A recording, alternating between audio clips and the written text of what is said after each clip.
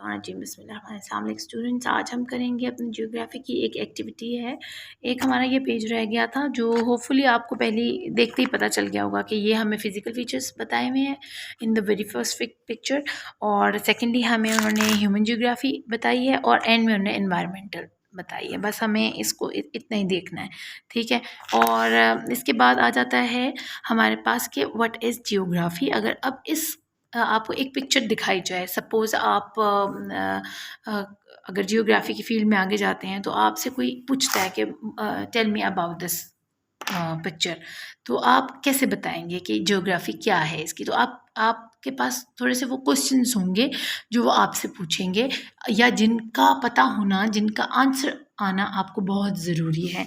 तो आप ये क्वेश्चंस ज़हन में रखें कि वो आपसे पूछेंगे व्हाट इज़ इट नेम, और व्हाट इज़ इट्स हाइट, और वेयर इज़ इट लोकेटेड, और या सिचुएटेड, ठीक है, और हाउ इट इज़ फॉर्म्ड, ठीक है, और वो कैसे बनी। सबसे पहले कि ये इसका नाम क्या है, और उसकी हाइट क्या है, और वो कहाँ पर लोकेटेड है, और ये कैसे फॉर्म हुई है, यानी बनी कैसे है। क्या ये बिग बैंग की वजह से हुई है, या ये नेचुरली कोई इन्वायरमेंटल चेंज की वजह से हुई है, या ये किसी ह्यूमन एक्टिविटी की वजह से फॉर्म हुई है, यानी इसकी ये शक्ल ऐसे कैसे बनी है।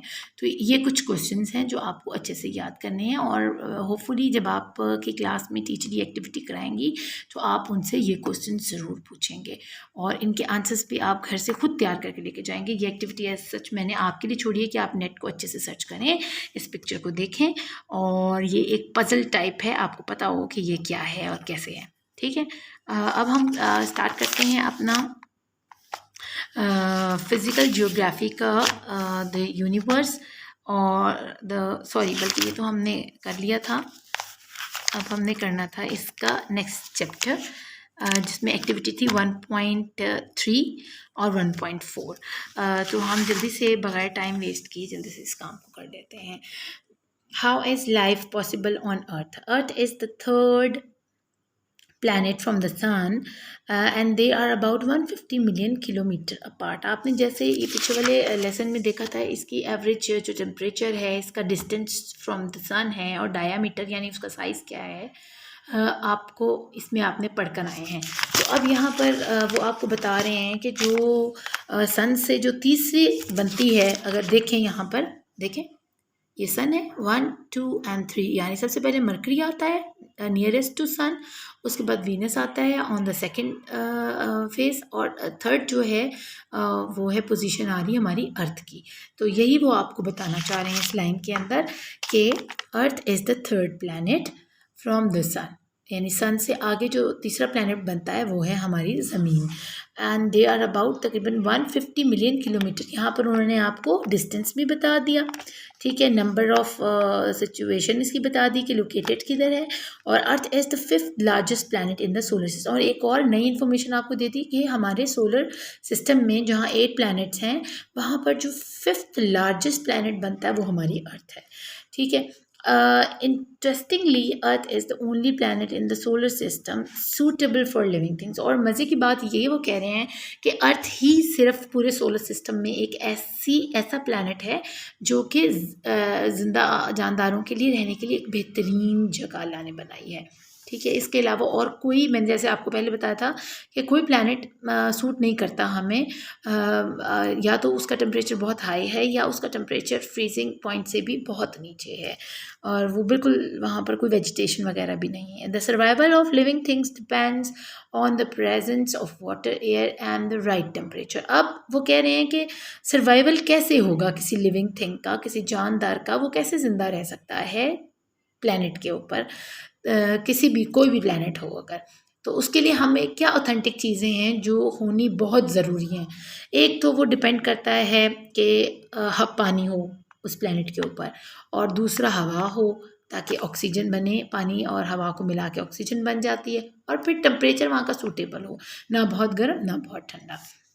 ये 3 चीज़ें हैं जो आपने ज़हन में रखनी है for the survival of living things, यानी डिपेंड जो करते हैं living things for their survival, तो वो है water, air and right temperature.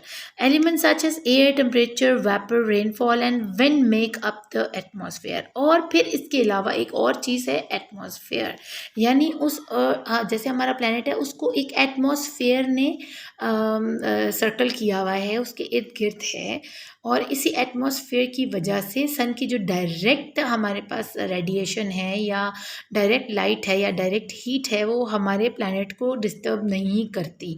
तो जो यूवी लाइट्स है, अल्ट्रा वायलेट लाइट्स हैं, तो वो एटमॉस्फेयर की इस जो लेयर है इसकी वजह से हमारी अर्थ जो है वो सेफ़ है, और हमारी अर्थ का जो एटमॉस्फेयर है वो बहुत बेहतरीन है। और ये किस वजह से है कि ये एटमॉस्फेयर की वो लेयर्स हैं, एक और दो लेयर्स हैं जो कि सर्वाइवल, लिविंग थिंग के सर्वाइवल में एडअप होती हैं। यानी अब क्या चीज़ें हो गई हमारे पास, एक तो वाटर हो गया, एयर हो गया, राइट टेम्परेचर हो गया, और चौथी चीज़ होगी एटमॉस्फेयर। अब जैसे कि फिगर है, इसके अलावा वो एलिमेंट्स भी आपको बता रहे हैं जो कि एटमॉस्फेयर बनाने के लिए चाहिए। तो वो हैं, उसमें एयर है, टेम्परेचर है, वेपर है, यानी जो यहाँ से पानी भाप बनकर स्टीम बनकर हवा में जाता है उसको वेपर बोलते हैं, और रेनफॉल है, यानी जब वो वेपर बनकर वापस ज़मीन पर गिरता है आकर तो उसको रेनफॉल कहा जाता है, और हवा। ये वो सारे एलिमेंट्स हैं जो मिलकर एटमॉस्फेयर बनाते हैं। अब फिगर जो 1.4 है, एक्सप्लेन करिए why planet Earth is suitable for living things. अब वो यहाँ इस पिक्चर से डिस्क्राइब भी कर रहे हैं इस चीज़ को कि जो हमारी प्लैनेट अर्थ है वो क्यों सूटेबल है। तो देखिए सन की रोशनी तो हर प्लैनेट पे जा रही है ना, कम या ज़्यादा, लेकिन हमारी अर्थ ही क्यों सूटेबल है उसको ये यहाँ एक्सप्लेन कर रहे हैं। कह रहे हैं कि why is Earth so special that it can support life forms. अब ये क्वेश्चन कर रहा है अपनी बहन से, और वो उसको आंसर करती है कि it gets the right amount of sunlight from the sun. अब पहला उसने क्या रीज़न दिया है कि जी हमें सनलाइट जो मिलती है वो बिल्कुल राइट जो अमाउंट है वो मिलती है, ना बहुत ज़्यादा ना बहुत कम, यानी हमें बिल्कुल राइट टेम्परेचर है जो हमें चाहिए पौधे उगाने के लिए, वेजिटेशन के लिए, या बारिश बरसाने के लिए, या फसलें उगाने के लिए, या फल पकाने के लिए। तो वो हमें बिल्कुल राइट टेम्परेचर सन का यहाँ मिलता है। एक तो ये हो गई बात। सेकेंडली वो कह रही है कि it has an atmosphere to help absorb heat from the sun so that it will not be too hot. The atmosphere also helps to prevent the loss of heat at night that keeps it warm.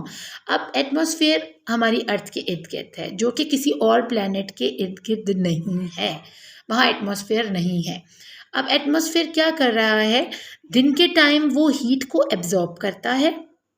जैसे आप अपनी पिछली book में पढ़ के आए हैं कि जब डायरेक्ट लाइट आती है तो वो लाइट कुछ तो हमारे पास ग्रीन हाउस गैसेस की शक्ल में अर्थ पर रह जाती है, और कुछ एस्केप हो जाती है बैक, टकरा कर वापस निकल जाती है। तो हमारी जो ज़मीन है वो एब्जॉर्ब कर लेती है, हमारा जो एटमॉस्फेयर है वो उस हीट को एब्जॉर्ब कर लेता है, ताकि जब रात के time when our earth is away from the sun, जब वो earth is not facing the sun, हमारी ज़मीन सूरज से दूर हो और अंधेरा हो, तो उस वक़्त क्योंकि स्पेस में बहुत ज़्यादा ठंड है ना, तो उस वक़्त हमारा जो एटमॉस्फेयर है वो हमारी अर्थ को गर्म किए रखता है, एक हीटर का काम देता है, और अपनी वो जो सारे दिन में उसने हीट को एब्जॉर्ब किया होता है वो रात के टाइम अर्थ के लिए हीटर का काम देता है, यानी बाहर की ठंड जो है, स्पेस की ठंड, वो अंदर नहीं आने देता अर्थ को। और इसी तरह दिन में सूरज की जो बहुत ज़्यादा हीट है उसको भी अर्थ तक नहीं पहुँचने देता, बस जितनी हमारे लिए पॉसिबल है या सूटेबल हीट राइट टेम्परेचर है बस वही हमारी अर्थ को पहुंचाता है। ये हो गया हमारा second reason. Third one, it also has water that all living thing need. और जो last but not the least ingredient है for the survival of the living thing वो है पानी, जो कि हमारे हर जानदार को जिसकी ज़रूरत है, हमें, पौधों को, जानवरों को, कीड़ों मकोड़ों को, जो माइक्रोस्कोपिक ऑर्गेनिज़म्स हैं उनको। तो ये हो गए उसके 3 बहुत बेहतरीन से रीज़न्स जो उसने अपने भाई को समझाए हैं। अब यहाँ पर मैं आपसे एक और बात शेयर करना चाहती हूँ कि जब दिन होता है तो हमें आसमान ये ब्लू कलर का नज़र आता है ना, तो वो ब्लू क्यों नज़र आता है, क्योंकि हमारी अर्थ का जो 70% ऑफ ओवर अर्थ का पार्ट है वो है वाटर, और हमारी जो अर्थ का ग्राउंड है या जो ज़मीन है उसके ऊपर वो है सिर्फ 30%।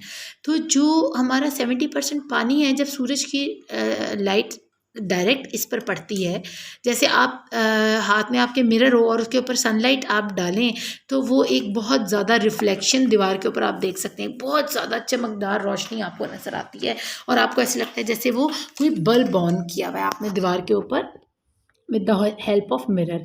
लेकिन ऐसा नहीं है, वो क्या हो रहा होता है कि वो सनलाइट ही मिरर की सरफेस के ऊपर से रिफ्लेक्ट होकर सामने जा रही होती है दीवार पर और वो एक बहुत बड़ी रोशनी का बल्ब जला देती है। होता वो क्या है, होता वो सन ही है, सन की रोशनी होती है। इसी तरह हमारा पानी जो है वो एक बहुत बड़े मिरर का काम करता है और पानी क्योंकि ब्लू कलर का होता है इसलिए जब सनलाइट डायरेक्ट उसके ऊपर पड़ती है तो वो रिफ्लेक्ट करता है स्पेस की तरफ और हमें ऐसे लगता है कि हमारा आसमान नीला है दिन के टाइम, हालांकि वो नीला नहीं है, वो काला ही है। असल में जो हम देख रहे हैं it's a reflection of the water due to the sunlight. जो सनलाइट पड़ रही है और उससे जो रिफ्लेक्ट हो रही है लाइट पानी से टकरा कर जो वापस जा रही है स्पेस में, तो वो हमें नीली नज़र आ रही है, हमें पूरा अपना आसमान नीला नज़र आया। अदरवाइज़ जब रात को सूरज नहीं होता तो हमारा आसमान काला क्यों हो जाता है, क्योंकि हम डायरेक्टली स्पेस को देख रहे होते हैं।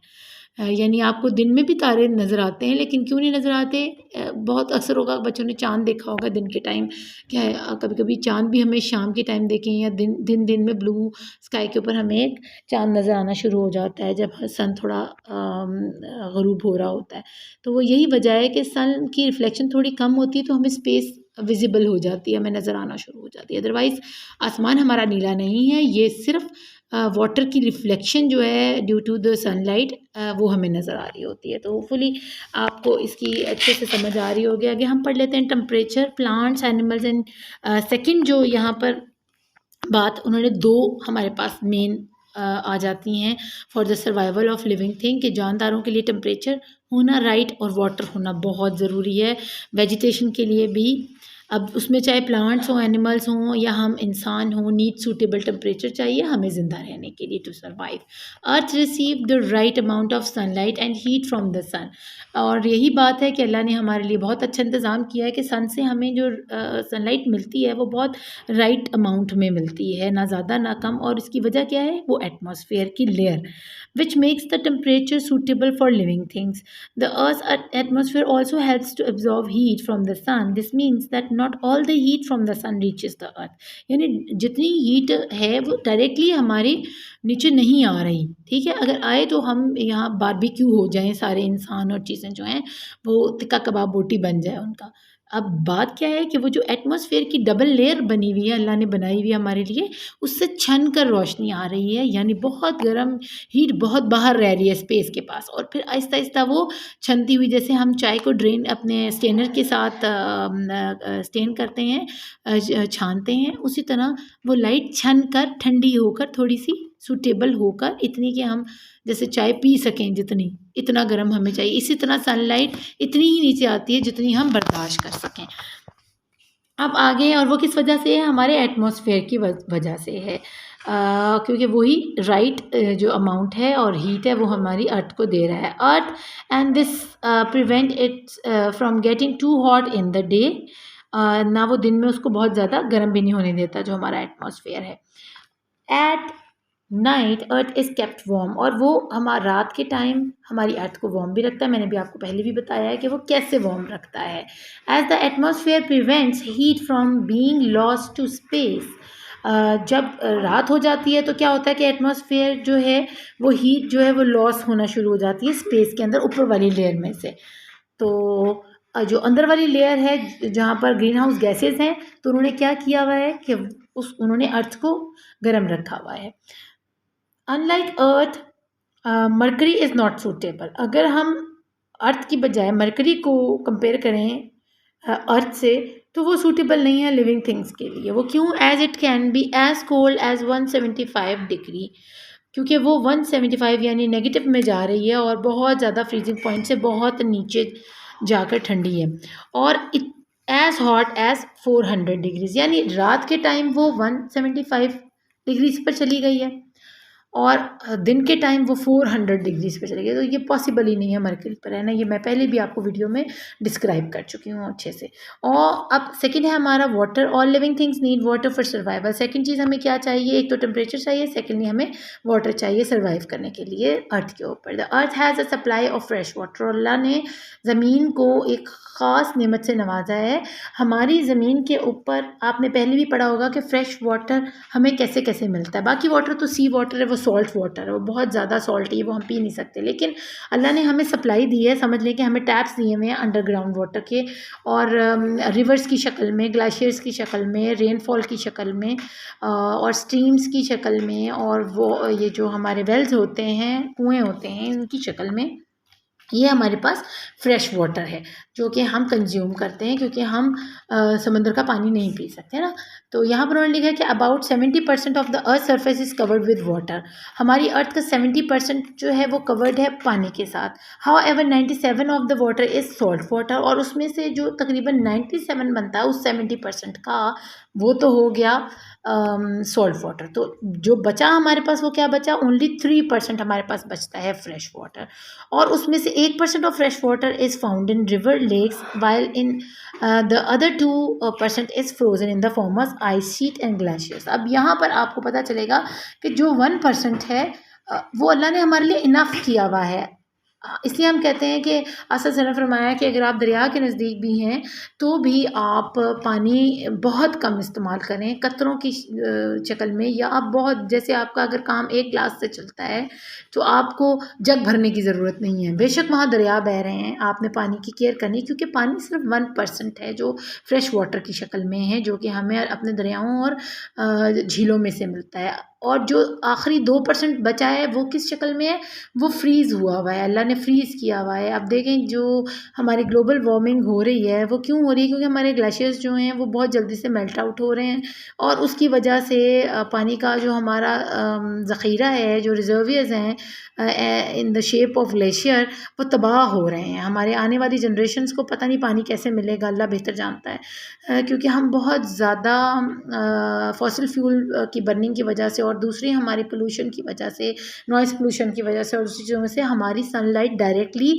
इफ़ेक्ट कर रही है, हमारी ओजोन लेयर को तबाह कर रही है, और डायरेक्ट सनलाइट कुछ इलाकों में आ रही है, जिसकी वजह से हीट का लेवल बहुत ज़्यादा हो गया है।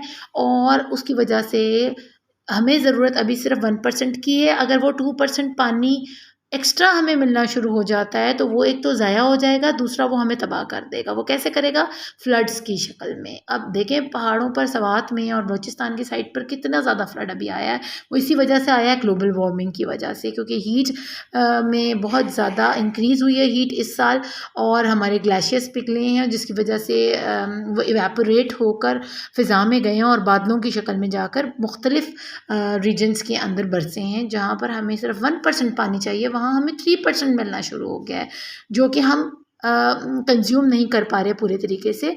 और हमारा ग्राउंड का जो पानी है वो भी अल्लाह ने जो स्ट्रीम्स रखी हैं उनका भी एक ख़ास लेवल है ना, वो उससे ज़्यादा भर सकती हैं। अगर वो भरेंगी तो वो ओवरफ्लो होंगी और वो फ्लड की शक्ल में हमें तबाह करेंगी। तो यही बात है कि अल्लाह ने वो 1% पानी अभी हमारे लिए फ़्रेश वाटर की शक्ल में रखा है, जो हमारे लिए इनफ है, और हमें बचाना है अपने ग्लेशियर्स को, उन आइस शीट्स को जो पहाड़ों के ऊपर हैं, जिसकी वजह से हम बच सकते हैं, हमारी नस्लों को बचा सकते हैं आगे पानी के ड्रॉट होने से या पानी की कमी से। होपफुली बच्चों आपको इस लेसन की अच्छे से समझ आई होगी, और अब हम अपनी नेक्स्ट वीडियो में इंशाल्लाह ताला 1.4 और 1.5 है उसको कंप्लीट करने की कोशिश करेंगे। अपना खूब ख्याल रखिएगा। अल्लाह ने के बाद।